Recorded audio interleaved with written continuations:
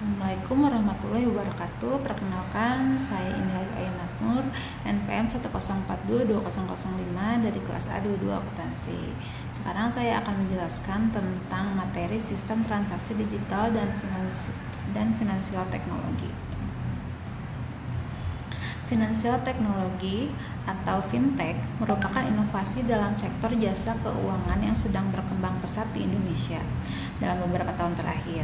Kemunculan fintech sejalan dengan perubahan gaya hidup masyarakat yang semakin diwarnai penggunaan teknologi di era serba digital.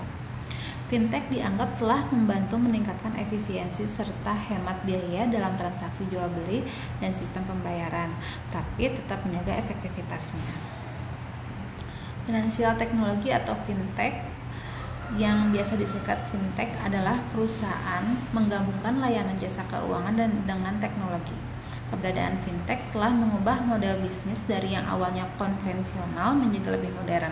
Melalui fintech, masyarakat bisa melakukan pembayaran dengan cepat dalam hitungan detik tanpa harus berhadapan langsung.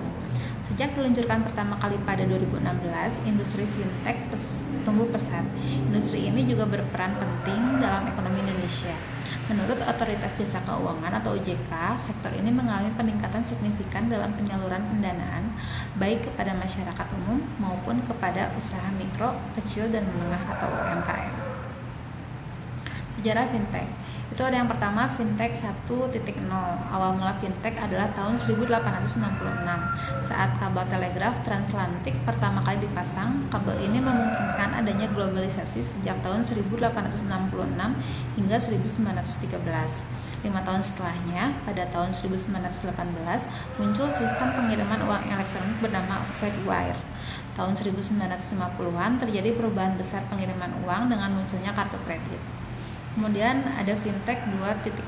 Perkembangan fintech periode selanjutnya ditandai dengan munculnya anjungan tunai mandiri atau yang kita disebut ATM pada tahun 1967.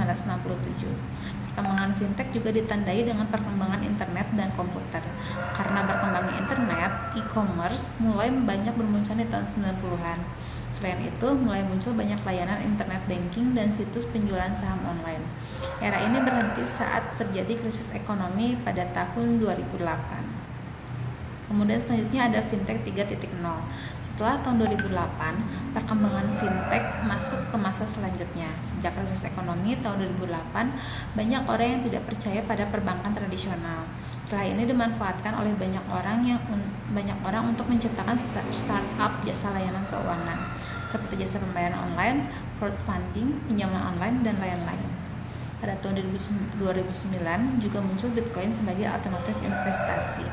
Era ini juga didorong oleh munculnya ponsel pintar yang memungkinkan penggunaan mobile banking di awal dekade 2000-an. Selanjutnya ada sistem transaksi digital dan finansial teknologi terhadap akuntan.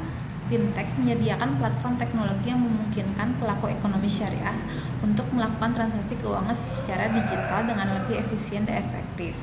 Dalam hal akuntansi syariah, fintech dapat membantu dengan menyediakan aplikasi dan dapat memfasilitasi pencatatan transaksi sesuai dengan prinsip-prinsip syariah. Selain itu, fintech juga dapat membantu dalam mengembangkan produk keuangan syariah seperti asuransi dan pembiayaan. Fintech juga memungkinkan adanya transparansi yang lebih besar dalam akuntansi syariah karena transaksi dapat dilakukan secara online dan dapat dilacak dengan mudah. Hal ini dapat membantu meningkatkan kepercayaan masyarakat terhadap keuangan syariah. Namun, dengan adanya fintech, dibutuhkan pengaturan yang lebih ketat untuk memastikan keamanan dan kepatuhan terhadap prinsip-prinsip syariah. Oleh karena itu, pengawasan dan regulasi yang tepat dari pihak berwenang diperlukan untuk memastikan bahwa fintech tidak melanggar prinsip-prinsip syariah dan dapat berkontribusi secara positif dalam perkembangan akuntansi syariah. Kemudian selanjutnya ada dampak positif sistem transaksi digital dan finansial teknologi. Itu ada 1, membuka pintu ekonomi global. Pada era sebelumnya, di mana transformasi teknologi keuangan belum merambah pada pembayaran digital, perdagangan internasional seringkali melibatkan proses yang rumit dan sangat mahal. Sehingga pelaksanaan perdagangan internasional pun membutuhkan transaksi internasional yang memberikan efisiensi dan kemudahan akses pembayaran, di mana pembayaran digital ini menjadi salah satu solusi yang tepat yang memungkinkan bisnis untuk bertransaksi dengan cepat dan aman.